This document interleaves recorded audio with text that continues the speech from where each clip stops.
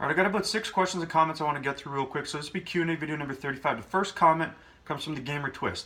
Said that I said that you shouldn't train to failure. Now, you got to take into consideration the context with which something was said. I would never say something so bold because I firmly believe there's a lot of benefits to taking your sets to failure. It just depends on why you're doing what you do, so you got to pay attention to the context.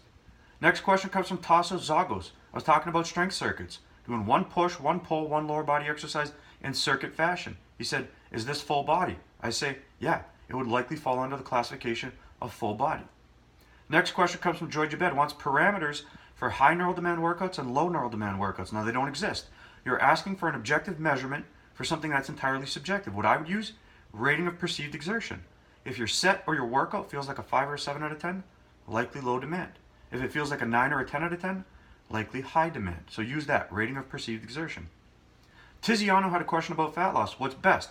Complexes or sprints or caloric deficit? Now, it's not that one is better than the other. When it comes to fat loss, the most important factor, pretty much for anything actually, is effort and compliance.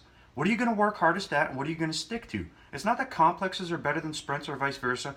They likely both have a place in a fat loss strategy. Just depends on what you like most, what you're going to work hardest at, and what you're going to stick to. As for deficit, depends on how much fat you need to lose, where you're at now, and where you want to be. He also asked for a signed Impose a Demand t-shirt. I don't have those yet, but one day when I do, I'll be sure to get it out to you. Next comment comes from jlee7351. Said, why is your shirt off? I thought it was educational. Now this comes in response to a video in which I was out in the backyard. I had the sun beating down on me. I think it's pretty self-explanatory why the shirt was off. As for you thinking it was educational, you thought right. Robert G has asked me on 4 occasions to stop swearing. Says I'd be more shareable. Now I appreciate you looking out for me, but I'm not going to let anybody try to convince me that the reason I'm not reaching a broader audience has to do with my excessive use of passion words at times. You ever heard of C.T. Fletcher? All the guy does is swear, and it doesn't stop millions and millions of people from watching and sharing his stuff.